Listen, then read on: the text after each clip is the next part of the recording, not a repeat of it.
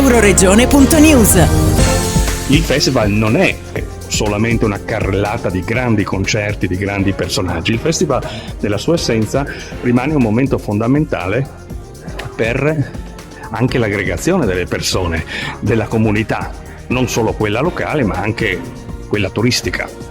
Certo, allora il festival senz'altro è un grosso contenitore di eventi importanti, eventi anche mondani, però senz'altro è un grosso contenitore di Maiano, di tutte le associazioni che collaborano con noi, quindi dei maianesi in verità, perché siamo in 250 i volontari che frequentano le serate per riuscire a dare servizio a quello che è il Festival di Maiano, quindi si collabora un po' con tutte le associazioni del nostro territorio e del nostro paese in particolare, quindi direi che il primo obiettivo è senz'altro quello, far star bene la nostra gente nei confronti anche di un evento così importante che di anno in anno, come giustamente hai detto tu, sta crescendo, cresce continuamente, non si sa mai qual è l'asticella portata al limite massimo, no? Perché già l'anno scorso dicevamo ma non riusciremo più a riproporre un'edizione così, invece quest'anno direi che ci siamo anche superati.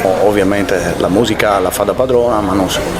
Ci sono raduni d'auto, tornei sportivi, la gastronomia che va ricordata perché ha un valore aggiunto a questo festival.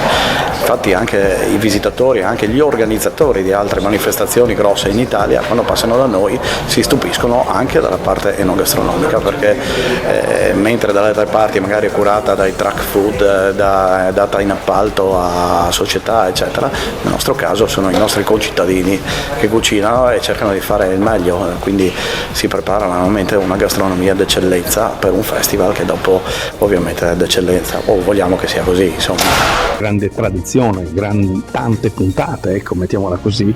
Ecco, in questo senso il volontariato si accenna a sedersi un pochino, a diventare meno intenso, oppure si consolida insieme alla tradizione? No, direi proprio che è il caso in cui si consolida, perché proprio il fatto di portare questi grossi eventi crea anche quell'entusiasmo nella manifestazione in cui uno vuole esserci, quindi vediamo che anno dopo anno anzi aumenta, e fortunatamente nel nostro caso aumenta anche il volontariato, quello dei più giovani, quindi si sentono partecipi e questo forse è la cosa più bella del festival.